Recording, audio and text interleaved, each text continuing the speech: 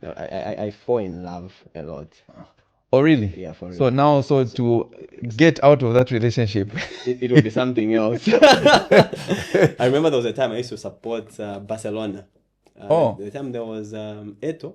Okay, So I wouldn't say I was supporting Barcelona. I was supporting Eto. Okay. So okay. wherever Eto You went, follow the player. I see.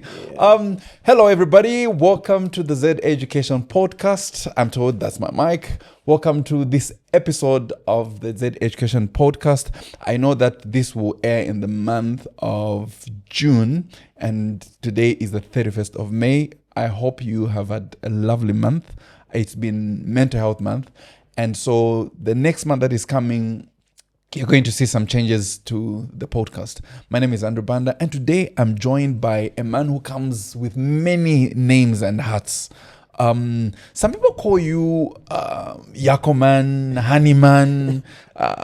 Your wife rather should call you Honey or what does she call you? What do you call me? But she's here. She can answer that one for herself. What do you call him? Honey, yes. So, because of the honey. Yeah. What's your favorite title? Brighton. Just Brighton? Just Brighton. Really? Yes. Okay. So Brighton Chifunda. Yes, Brighton Chifunda. Yes. Thank you very much for enduring this day today and making this trip to come and be part of the education podcast. I want us to really dive into some things that you believe in. But before we go into business, because everyone that knows you, I think, knows you from business. I know you from music, of course. I was wondering if I should call you Commander, because you know, Commander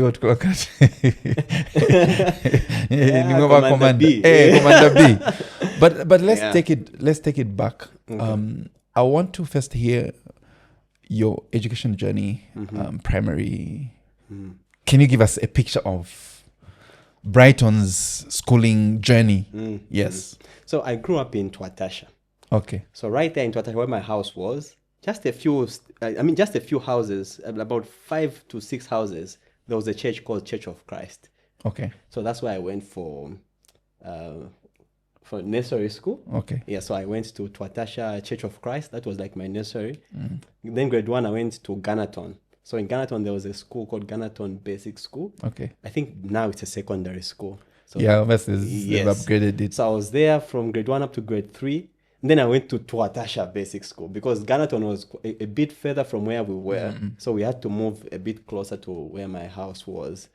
So that I was at Twatasha Basic School from grades 3 to 7. And then I went to Mindolo High School. Then I went to college called Community Development Staff Training College. Okay. That's where I did my certificate in community development. Oh. So I'm a social worker. I see. Yeah. I see. That's why you are a people's person. Oh yeah, of course. I've worked in NGOs a lot, obviously. Okay. And then I also went to Zambia Open University to study my degree in development studies. But I didn't finish, unfortunately. You didn't finish? Yes. I ended in third year. Why? I didn't have money. Because at this time, I was already working for an NGO. So I was sponsoring myself. So because of my business journey, I had to quit my job at some point to start my own business. Okay. So just there, because I'm very interested with your business journey. Okay. Did you start business because you failed to pay for your fees in school? Or was your business ambitions conflicting with the job and the school? So at the time I went to my university, I was already working. Okay. Yeah, so I was working for an NGO called ECR. So money wasn't the problem at the time. Okay. So I resigned because I wanted to start my own business. Now it's during this time of setting up my own business. I was still in college. I see. Yeah, so I had financial challenges because my business there wasn't doing very well because I was just starting out. Okay. And at some point, my business collapsed and all that. What was your first business? My first business, you asked me about my first business because my first business was then I was still in Twatasha. Okay. My father bought me a bicycle, a BMX. BMX, yes. What color was it? It was, you meant the color? Yes, the color. It was blue. Yes, I used to have a BMX. Yeah, that was my first, because my father bought me a bicycle. I was very young at the time. I should have been maybe 10, 11 years old. but I don't know how. Now when I think about it, I'm like, oh wow. So this thing started a long time ago. Yeah. So I used that bicycle. So I would charge people to get on my bicycle. So if you want to ride my bicycle from this place to that church, give me a 1 kwacha. Okay. I remember I would make a lot of money at the time. My brother had a wife who was pregnant. She would always ask me for tote. So I was always buying things for her, even as a young boy. So I believe that's where I started from. Then in grade 12, somewhere there, grade 11, I started a barbershop with a group of friends. So basically, those were my first businesses. Okay. My bicycle, which was a service, obviously. Yeah. Then a barbershop. Okay. Now, which business did you start the time that you resigned? The time that I resigned, it was a takeaway business. It was in Chamboli. Okay. So we used to sell chips, chicken and chips, and sausage as well. And so it was in Chamboli, by the way. It's we used to call the business Ama Chips. Ama Chips. Kuchamboli. Kuchamboli. So that was the first business after resigning. It was a takeaway business. Were you alone or you partnered with somebody? No, I was actually alone. Okay. Okay. At this time, I'm still working.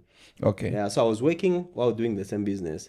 The business did a bit well. Obviously, we did a bit okay. But I realized to say I needed to pay much attention to my business. So that's basically one of the reasons I had to resign, because I wanted to focus more on the business. Okay. Yeah. Okay.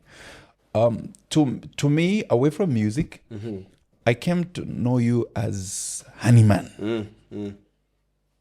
Yeah. And you did great advertising when you're in the Copper Belt with the honey, Yako. Yes. Honey. Yako honey, yeah. Yes. You broke into stores. How did that journey start? Yeah, which? This is why I advise people to read a lot. Yeah. That business idea came from a book. I remember there was a time I was coming from ShopRite in Kitwe. Those of you from the Copper Belt, Kitwe. So I was walking along, you know where the bank, is it Barclays Bank? So opposite Barclays Bank, there's a post office. Yes. So right there at the post office, there are guys who sell books there. Yes, Punch. Yes, there are guys who sell books there. So I had a 50 kwacha. And then before that, I used to watch a lot of Les Brown. So, Les Brown would talk about how you can do it. Nothing is impossible. I watch Les Brown. I'm encouraged. I'm like, let me just quit this job and start my own business. So at this point, I'm thinking, what business can I start? And then as I'm passing by post office, I see these books. Then there was a book called 101 Businesses to Start. That's the book I got for 50 kwacha. Okay. And it was from that book where I saw the business idea to start the honey business. Though it wasn't, basically, it wasn't a honey idea. It was about jam. Okay. Yeah, but that was where the inspiration came from a book that I just bought for 50 kwacha. Yes. Okay.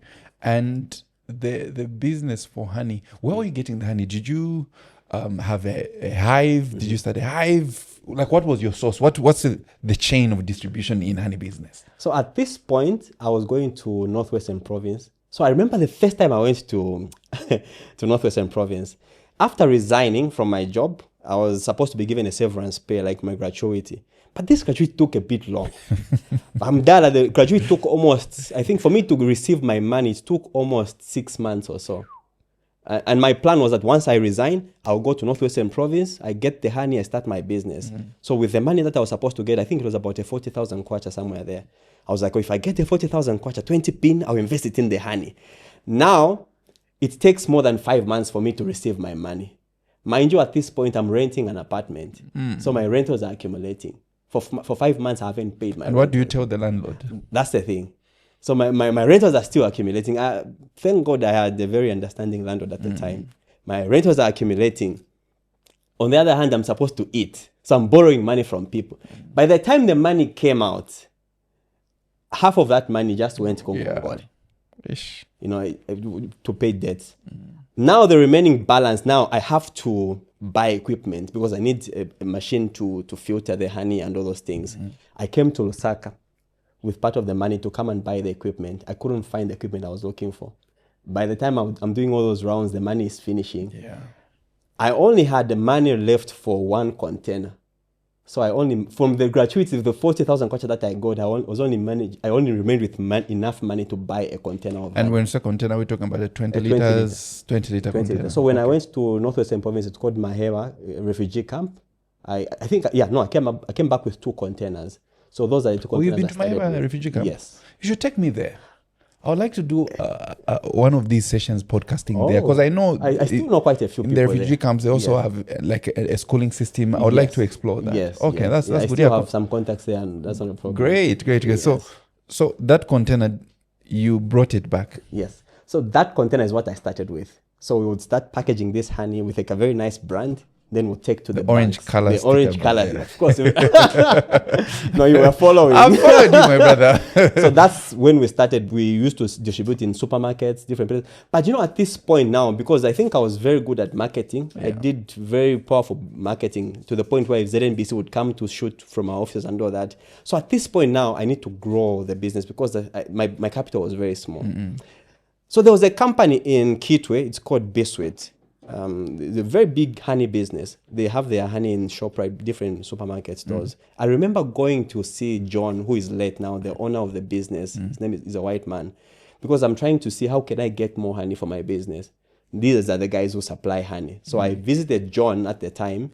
I convinced him to give me honey with 7,000 kwacha without paying a dime. So what I did, I went and negotiated for a deal where they would give me raw honey, packaged already, but without their stickers. Okay. Then I'll just put my own sticker. I remember that man. Smart. Of course. If we you. Yeah. So when I went to this man, I was able to get that deal. That's one thing I liked about that man. He believed in me even as a young man, because I was very young at the time. When I went to have a meeting with him, the way I'm a small guy, I'm just starting out. I'm not expecting this kind of reception. But when I went to this man, the reception that they gave me, they made me enter the office. 3 white guys, they sat there. And To listen to me. So to me, it was very important. And when I shared my idea, they liked the idea. Great. And guess what? The CEO, he was a very sharp man, was like, this boy, why can't you just work for me? Why can't I can give you a job? Why not? You are not looking for a job. I'm not looking for a job. Yeah. I want to run my own business. But anyway, to cut the story short, I managed to convince them for a deal. So they started giving me honey without the stickers. And then I would put stickers there and distribute in supermarkets. So the honey that I'm supplying, it's good quality standard. It's already been certified by ZEP and everything. Yeah. So you beat the system to I beat the system to get through, yes. Yeah, okay. Yes. So are you still running that business? I wouldn't say yes and no. Okay. Yes, we are not distributing yet, but there's something that we have been doing in the background. Because there are just certain businesses that you can't afford to start small. Certain businesses you just can't. The challenge that I had with the honey business, like the suppliers keep changing the prices. So you go today, they will tell you, no, our honey now is 40 kwacha per kg. So now I have to rush back to the supermarkets. No, we are increasing the prices. So it seemed kind of unstable for me to be changing prices every now and then. So the secrets to the honey business is you need to own, if possible, own the entire value chain. So what I mean the value chain is the people that are supplying you honey, you go to them, where do they get the honey from? So go to where they get from. And then those guys again, where are they getting? Until you get to the source, then you realize that the profit margins will begin to make sense. Better. So at this point, we are looking at, just investing in our own beehives. Okay. Yeah. Okay. But that's not my focus at the moment. Okay. Let's talk about during the time that you were actively promoting and selling honey, did you ever get any external investment to scale up a business? From friends, obviously. I got some monies from my friends. Okay, is it on loan or was it just gifts to support the business? It was loans disguised as investments. Okay. One thing I've come to understand about the capital that we have, especially in my country, our capital is very impatient. So somebody gives you money. And highly expectant. It's an investment. When somebody's investing, they have to share in the risk as well. Yeah. But what they are telling you is that I'm giving you this money, but don't lose it. I know it's a business, I know it's a risk, but please don't lose my money. So I got a lot of monies like that because at this point, because of our advertisements and everything, we begin to receive orders from supermarkets. Now I start approaching friends, guys, I need money so that I can supply to this company. And me being a young person, obviously, so these supermarkets, what they will do is when you supply honey, they'll pay you in 2 weeks' time. Okay. So they tell me, once you supply the honey, in 2 weeks' time, we are paying you the money. So now, me being an amateur businessman, I go to my friends as well. Boy, 2 weeks. in 2 weeks. They're paid. Yeah. 2 weeks, boy. I'll give you back your money. I got 5,000 kwacha here, 20,000 kwacha here. I got too much money. I supply to these supermarkets. I'm looking at my phone. It's 2 weeks now. When am I going to receive an alert? Nothing, my leader. 2 days, 1 week later, nothing is coming up. 2 months, 3 months. Remember, I'm supposed to pay back that money in 2 weeks' time. 2 weeks. But now it's 3 months. At this point, I'm receiving threats from people who are my friends. You know, my close friends. Some of them I'm singing with them. You know me, I'm from the singing background. Some of them, you are singing together in the group. You've gotten monies. And maybe the guy didn't even get his own money. He got his wife's money to invest in your business. So now at this point, you are running away from people. You don't want to pick up your calls. Integrity is gone. Yeah, because you are now a liar at that point. This guy is a liar because every time they call you. And you know, this is the funny thing. Some of the supermarkets were actually paying. So now they are owing you maybe 10,000 kwacha. Then you go there and say, no, so they'll give you 2,000 kwacha. You come back to the office, you have employed people, you need to pay them. You need to pay rentals. So you find that they are paying you money. And at some point, I remember gathering most of the money. And then I'm like, where is the money? I haven't paid anyone, that, because you are still paying rentals. You're sorting out issues. Yeah. But the people that you got the money from, you have nothing to give them. So it was quite a learning curve for me. What was the biggest lesson in that period?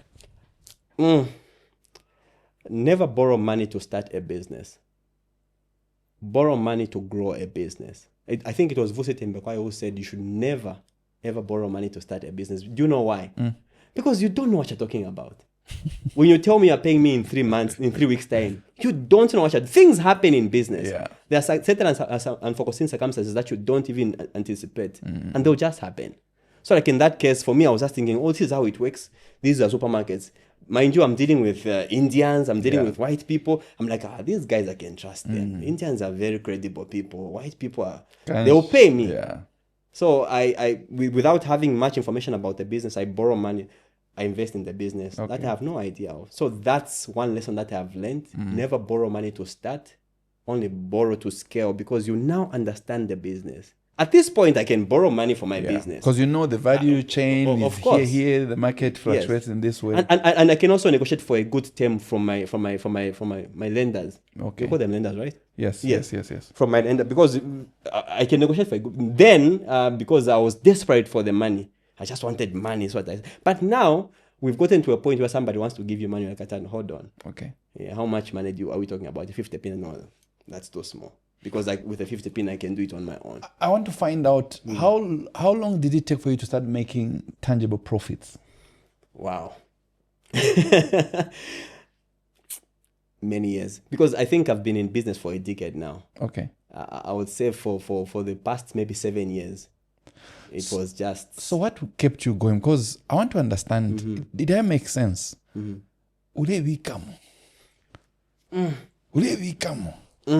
Shireingira. But taire pera not even fike yako yafe ati ukule yafikala munika koso. You know what I mean? Ya prefekadia. Yeah. So what kept you going? Because for me, I think it's about purpose. You see, once you discover what anything that you're willing to die for, that is something that you are born to do. So for me, when it comes to my business, I don't think there's anything else that I can do apart from this. Okay. I don't think there's anything else that I can do that apart from what I'm doing now. You know what I mean? I believe at this point, if you asked me who I am, I would tell you at this point, I keep changing, obviously, because with time we're growing. Yeah. So every time we're coming to that. Of course, we're coming to that. Yes. Yeah. So, but basically, I would say it's about discovering who you are. Okay. Have you ever did you ever feel like, I think maybe I should run back and finish that paper? Did you ever have moments where you doubted and maybe started looking for other options? When God gives you a vision, He gives it to you alone. Nobody else sees it but you. So for me, when God showed me God has been showing me I'll tell you a lot about where I am and why I'm this bored about what I do. Because for me, when God gave me this vision, I could see it. And I knew one day it was going to come to pass. But the people around me, that's where the problem was. Okay. Yeah, because I remember at this point, I'm running a business and I've got 4 or 5 employees and we're making a bit of money. But my sister is still sending me job adverts. You know what I mean? Huh? So usually people around you.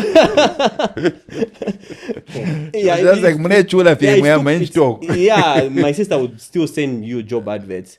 So when you have people around you that don't believe in your vision, sometimes they can question. You can begin to question you. Am I really doing the right thing? Yeah. Did I make the right choice? Yeah. So those thoughts were there at some point. I recently saw a video of you talking about a time when people that were close to you, like Marikalas, guys. Okay. Can you talk about that? I don't want to preempt you, Yeah, but I watched that. Yeah, so it was during the same honey business. Okay. At that point, my business had collapsed. Okay. So I was renting this it was a big 3-bedroom house. So at this point, no, actually, I wasn't alone with other guys. So in this house, we're about 3-4 guys renting this apartment. I'm an entrepreneur. I'm always encouraging everyone in the house. Why are you guys still working? And because then I think it also because of lack of wisdom. When I left my job, I made sure that everybody that was still working, they had to feel the impact that, what you are doing, guys, is useless. You have to start, all of you have to be entrepreneurs. So, because of that background where you are doing this, you're always motivating your friends. At this point, ZNBC is already coming to our shop. Yeah, you're on national TV. I'm on national TV. And then my business has collapsed at this point. My leader, I can't pay rent. I have no food whatsoever in the house. Things are tough. And then I'm living with these guys. And because of that reputation to say, Niwa honeyman is the honeyman, this guy. So at this point, I have nothing. So I'm in my bedroom. Do you know I'm in my bedroom? Because I'm running out from my landlord. Okay. Yeah, unfortunately, at this point, we are staying at the same house. That's where my landlord is. Because my landlord keeps coming to check on me. So this time I'm like, no, let me just lock myself in the room. So I've locked myself in the room, running away from the landlord. Then these guys, without knowing that I'm still inside the room, they start talking about me. They said a lot of things about who I am. And at some point, they were saying, no, I think even the food is the one who is eating our food. Was that true? No, my leader, no. It was something else. The guys are saying, this is the guy, obviously, is even the one that has been eating our food. He's talking about how successful, about entrepreneurship, but look at him. He's been paying to pay rent. So these guys said quite a lot of things. But they didn't know I was hearing. My leader, that really broke me. That broke my self-esteem. It made me question myself. Am I really doing the right thing? And to make the matters worse, at the same time, my girlfriend, the girl that I loved so much, dumps me. that season, yeah. That season where she's saying, you are talking about marriage. How are you going to marry me? With what money? Brighton Chifunda. But was she wrong? No.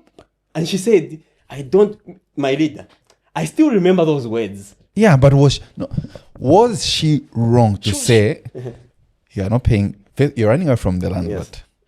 You are not working. You've said the business is down. Yes. So when she weighed what was in need for her, and you're talking about marriage, how can somebody whose business is down is owing in rentals for months, talking about marriage?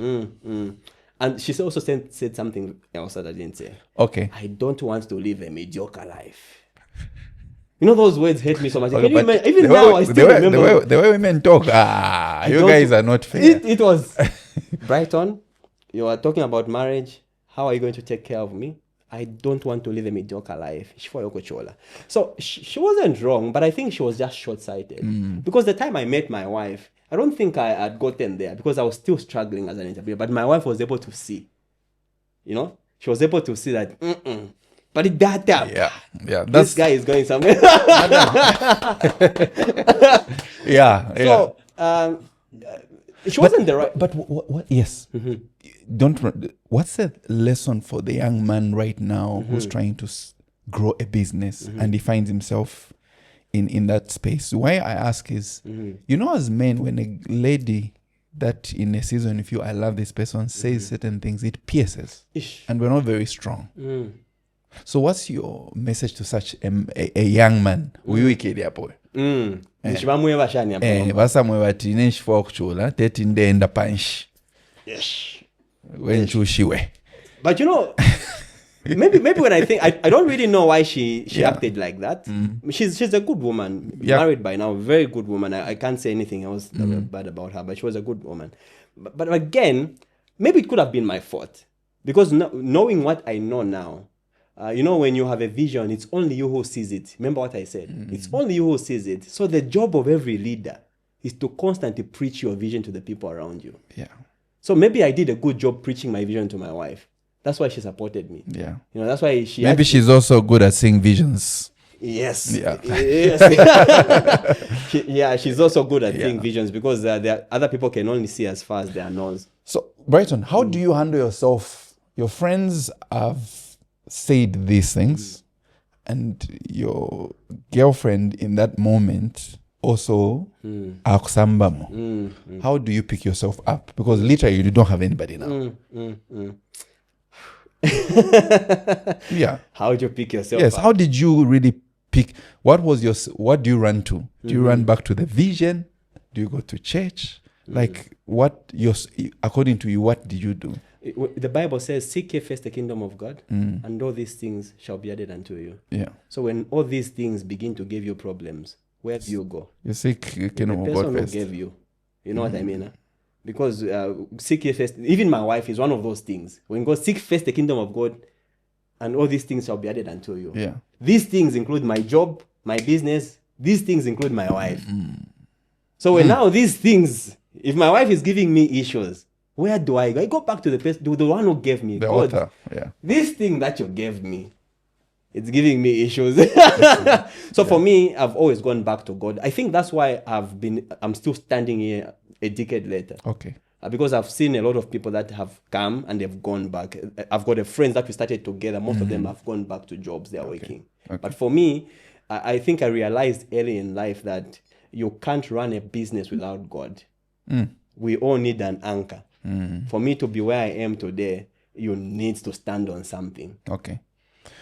Was that the lowest point in your life, in your business journey, in the first, I don't know, maybe we're talking about 8 years, maybe? Was that the lowest point you hit, the one that you've shared? It's difficult for me to pick out one lowest point because I've got a lot of laws. Okay. Okay. I want us to be highly practical. Yes. Did you ever get in trouble? Where maybe Nama call out Yambo. Hallelujah. Oh, sorry. My leader. I don't even know where to start from. You see, not everybody that is in trouble wants to be there. True. That's why I was saying when you're in business. That's why I laugh when people bring business plans to me. I meet a lot of those. Young people come to my office, Mr. Chifunda, I've got this business plan. If you just invest the 50p, Mr. Chifunda, double the money in 2 months. Yeah. So a business plan is called a business plan for a reason. Yeah. It's just a plan. It's like a budget. It's like a budget. Yeah. There are other factors that might influence your business plan. So there are certain things that you don't plan for that will just happen. I'll give you a practical example. I'm dealing with machines. Like the time we were just starting the machine business, we would make a machine. Good, you've tested the machine is perfect, it's working well. You deliver it to a client, how much is the machine? 40,000 kwacha. The customer pays in full. Here is your money. So you go back with that 40, you are a small business, so this is now the only money that you have. You don't even have anything to put in the bank. Maybe you get some of that, you pay the Nkongole here and there, you pay your workers, you're remaining with a 5,000 kwacha. Then the machine goes to a client. 3 weeks later, your machine is not working. I want my money back. And you have warranty maybe, or they just want their money back. So now the customer just says, I just want my money back. And now the only money you have left with maybe is 2,000 or 5,000. This client wants their money back. So you get to a situation where now they're every day they are calling you. Now you're now owing someone. Someone is calling you a crook. I'll take you to the police. I'll take you to court. So those are things that I've encountered in my business journey. Yeah. Where I've been to the police before. I've been to court before. Really? Yeah. where people, you're owing them, they will send you those call outs. Yes. Small claims court, yeah, we want our money and all those things. So those are things that I've encountered. Let me tell you one story. There was one instance where there was a lady. I don't know if you remember that Bitcoin time when Bitcoin just came on the scene and all that. Yes. So there's this company that we joined. It was network marketing. Yeah. Is it the one for? I won't mention the phone name, but there was Global in it. Yes. It was, yes. Okay. Yes. Continue. So now, I'm very good at sales. Yeah. So I get into that business and then I start to sell. Obviously, I'm selling, I'm marketing to other people. Now people are joining in. Yeah. Is the mic okay? Is the mic okay? Yeah, a bit closer. Yeah. Yeah. Again? Yeah. Here? Okay. So at this point, my leader, I've managed to bring in a lot of people. And there was one particular lady. I think she was from, I still remember her name, but I don't know if I can say her name. For security purposes. Yeah. There's a lady. Yeah. So that particular lady, I managed to convince her to invest a 10,000 kwacha. My leader, she gives me them, and for her, she didn't know these computers. She was like, no, I can't do that. Just do it for me. So I get this 10,000 kwacha. I open an account for her. The same day I opened an account for her, we just deposited at 10,000 kwacha. The website was shut. The website was closed. Yo. My leader, I remember that day receiving a phone call from the same lady. Mr. Chifunda, where are you? She was very nice. Chifunda, where are you? No, I'm Shan. No, come, I'm this side. I go there. She was taking me to the police. We have pala, umasanga ni pa police wa kutwala. Just like that. Just like that. Yeah. So that was one of them. Okay. So did I want to be in that? No, I didn't want to be there. Definitely not. I just found myself. Was I a crook? No, definitely not. But life happened. Yeah.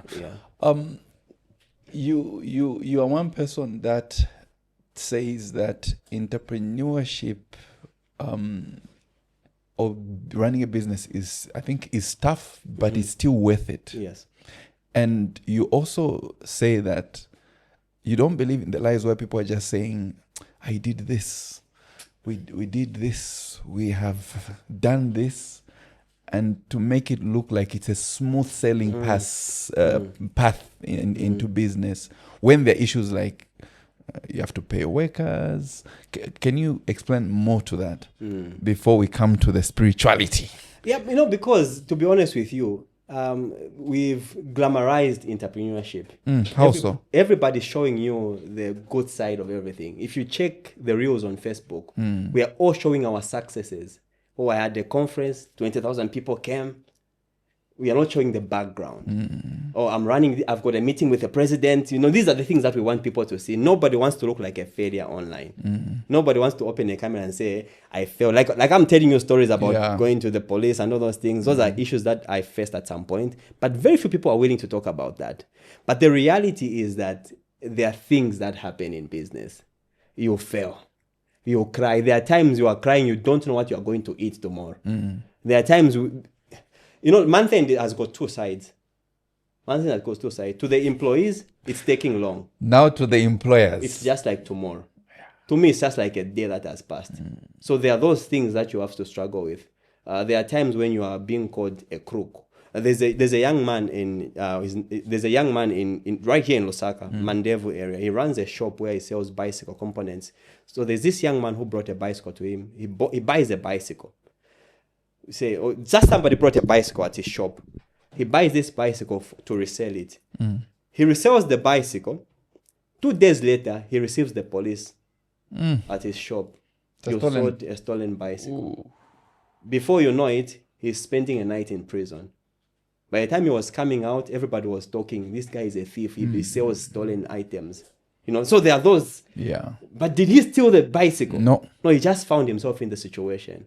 So there are these, I believe every entrepreneur out there has got issues that they are dealing with. I believe even the biggest entrepreneurs that in the country, they have got people that they are owing money. Some of them, they have gotten money from investors that they have, just things that they've not paid. But unfortunately, our mentors don't talk about that. They'll just tell you, start a business. So would you say that is in a way misleading to young people? Because we're just showing them to say, it's this easy. You can be like me. When in fact, like you're mentioning, you haven't paid your workers, and it's the third day of a new month, and you borrowed money. You don't even know how you're going to pay the person you borrowed money from. Yes. That's a reality. That's the reality, yes. So, is it healthy that we have to talk about these things, or should we just say, look, or will it send people away to say, but I think this is the thing. I think most mentors, they're doing it for themselves. For me, I believe I'm here to raise kingdom entrepreneurs. I'm here to raise a generation of entrepreneurs, the kingdom entrepreneurs. So if you're going to raise a generation of kingdom entrepreneurs, you have to be selfless. You have to give a part of you that you don't normally give. Yeah. But majority of the mentors out there, they are doing it for branding purposes, to build their own brand. They want to build an image. As many people follow them. They want to build a superhero image. Okay. So that when they stand, you look at them, they are almost a god. Like it's a demigod. Like that's the picture they want to build. Like, so when you look at them, like, wow. But unfortunately, just a few days ago, I was talking to a friend of mine who was telling me they don't listen to motivational speakers anymore. Why? Because every time they listen to a motivational speaker, they feel worse about themselves. Where they are. Exactly. Yeah. Why? Because this guy is only showing how easy it is, how that he has gotten these investors, how that he's running, all these things. So I think that's where the problem is. There is need for a balance. Okay. Am I saying entrepreneurship is bad? No. For the most part, it's so fulfilling. Yeah. I wouldn't be here 10 years later if it wasn't fulfilling. The only reason I'm here, I think I shared in a video, one of my videos, saying, it's like a pregnant woman. When a woman is pregnant for 9 months, and then finally she delivers her baby, and she's holding her baby in her hands. Yeah. That feeling, that joy you get, that comes. It's the same joy that the pain you even forgot about. You forget about the pain. Like every time I see a client using my machine, when I visit a factory for a client, they are working, they've got employees there, they're supplying water in Lusaka, people are drinking the water that they're supplying from a machine that I made. Yeah. That is so fulfilling. And that is why most of us are still in business. And that is why I'm still here 10 years later, despite all the challenges. But all I'm saying is there's need for us to just balance it up. We also need to show the other side, not just showing the good. They are showing the good side because they want to look good. Yeah. Brighton family believes, this is you, that business is spiritual. Of course. How, sir? How? That's something I've heard you say, no, business is spiritual. And you tell us, gather here. So we do gather. Brighton, how is business spiritual? Lay it down for us. Firstly, human beings. We are spiritual beings. A human being is a combination of humus and it's a combination of two words. Yeah. Humus and man. Yes. So human. Yes. So humus is like the soil. Then man is the spirit part. So human being is a combination of humus, the soil, and the spirit. So you can't take away spirituality from anything that you do. Okay. You are a spirit. So the decision that you make, they are spiritual decisions. Okay. You are a spirit. So you can't take away spirituality out of business. And it's funny that Christians, kingdom entrepreneurs or Christians are the ones who don't understand this thing. But the pagans understand it very well. The pagans, the people who don't know this God that we worship, they understand how spiritual business is. I was telling a story of a friend of mine who works for this company that I won't mention. So they go to this house. It was an Indian. They go to this house. They enter this house. And so the guy deals in paint. They are painting. So they're checking the house, the rooms that they're supposed to paint. What color should we paint in this room? They go to the next room. What color should we paint in this room? And then this woman tells them, now let me take you to the most important room in this house. So my friend, being a Christian, is like, oh, okay, what is this most important room? Yeah. After showing them all the rooms, then she tells them, let me take you to the most important rooms in this house. Then this woman enters this room and then she opens the doors, those double doors. And then she opens the door like, as soon as she opens the door, they see these idols. Like there's a temple in the house.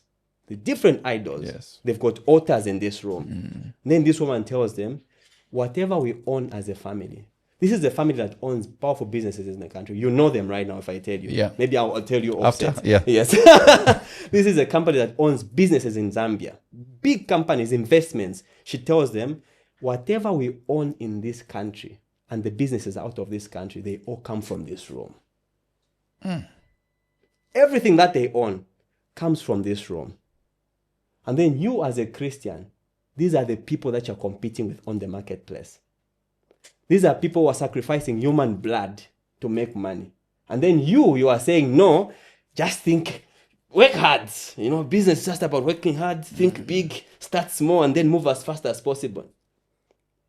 The people that you're competing with, there are so many stories that we have heard in Tanzania where they kill somebody, maybe, yeah. Who become business. There are so many stories. The story recently that came in Tanzania where people with albinism, where they're getting them, they're putting them. Those things are happening. Those are real stories. Those things are happening. They are putting them in the business. And then you, when we tell you let's fast, you don't want to fast. When was the last time you prayed for your business? You don't want to pray. And the people that you're competing with in the marketplace, they are using something. And you're wondering why you are not having that breakthrough. Yeah. Yes. So it's not just about working hard. Some of the poorest people that I've ever come, some of the most frustrated people I've ever come across are people who are working hard. Let me give you an example in the Bible. Esther, people are being threatened to be killed. Her entire generation is being threatened. And then Mordecai goes to Esther to tell Esther to say, they want to kill us. So when Mordecai was telling this to Esther, he was obviously expecting Esther to say, that's what they're saying. So I need to go and meet the king. Okay, get me some powder. Let me powder my face. Take me to a public speaking school so that I can learn how to speak eloquence, well. I can go and speak to the king. What does Esther do? She calls for a 3-day fast. Does that make sense to you? Esther calls for a 3-day fast to go and speak to the king. And the Bible says when Esther enters the palace, when the king looks at her, the first thing he says, what can I do for you, Esther? Even if it's half of my, whatever you ask, I'm going to give you. Even if it's half of my kingdom, I'm going to give you. I believe the heart of a king is in God's hand. Yeah. So if you want to change people's hearts are in God's hands. So if you want to convince anyone, before you even meet them, go to their creator.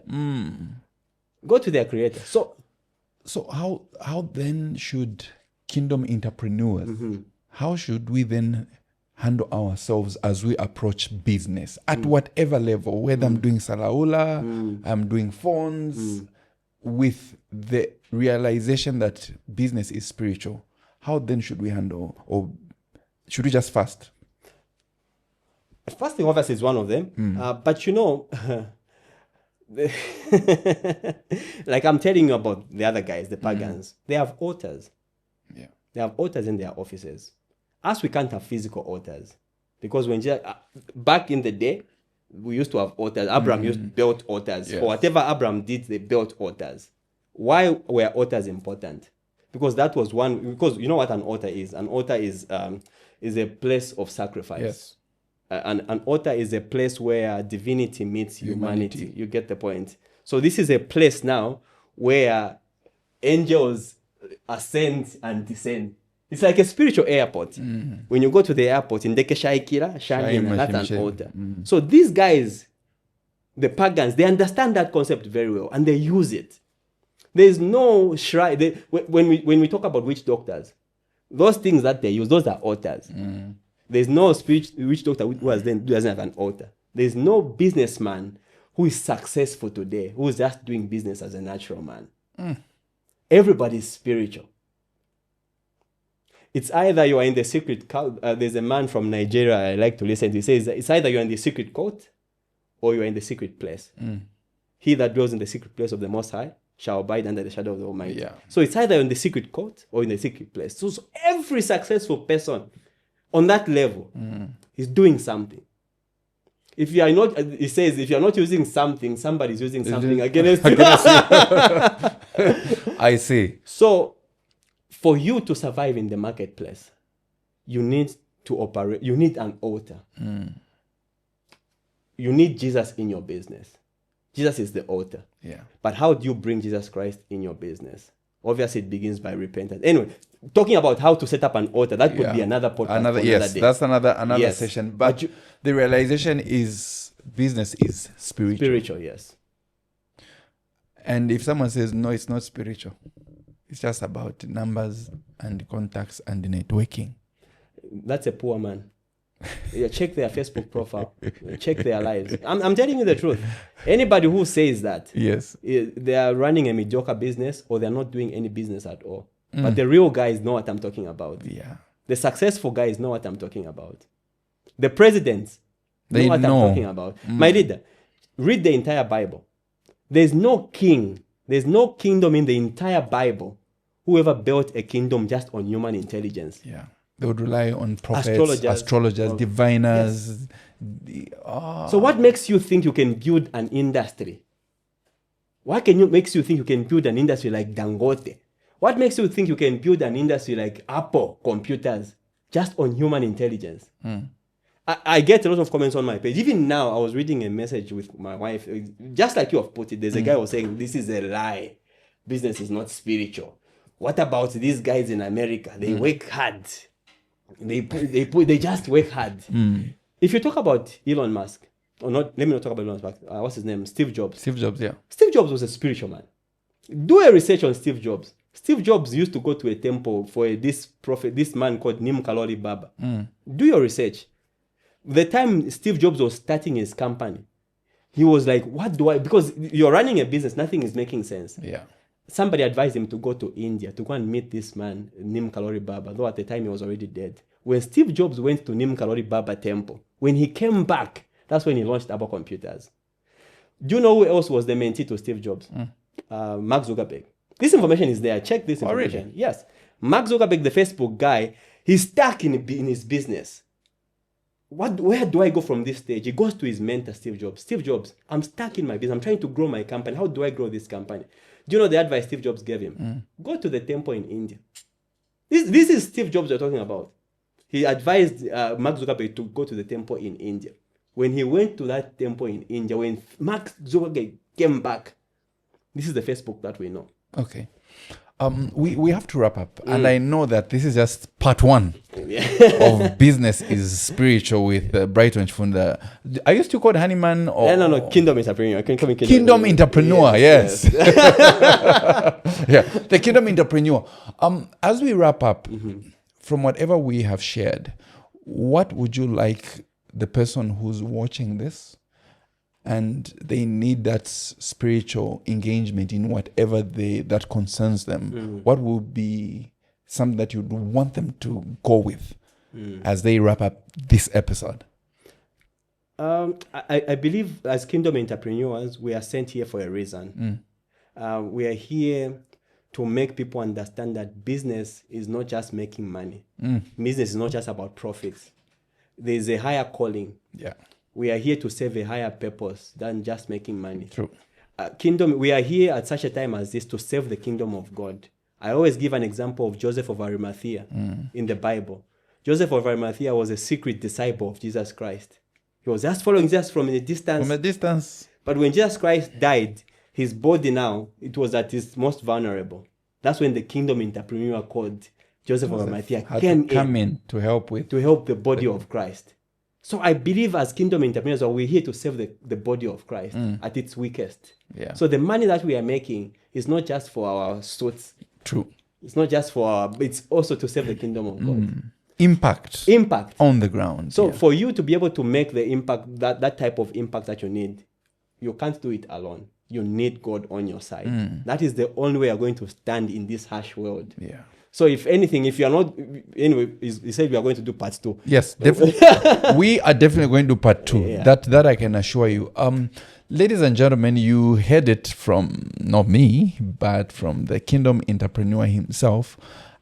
We are raising a generation of entrepreneurs in such a time as this to serve a greater purpose, according to him. And I love that line. I think I'll be using it with your permission where I'm going. We are raising an education podcast for such a time as this, not for our suits, for the studio lights and everything, but for a greater purpose and impact. And that's why I want to say, join us on the new episodes that we're going to run. Share with us a teacher, a parent, a school, and we want to go to where the stories are. So if you know anybody in the community that is doing greater things in any part of the country called Zambia, we want to come and highlight the great works that these people are doing. So it could be a school, a teacher. We want to come and visit those sites. Signing out from the ZEDU Podcast, we would like to say thank you. Please keep on sharing the reels. Subscribe, have your family watch, and give us a support. To those that are supporting us every episode, we want to say thank you very much. This is the only education podcast in Zambia, and we are grateful for your support. Until next time, signing out.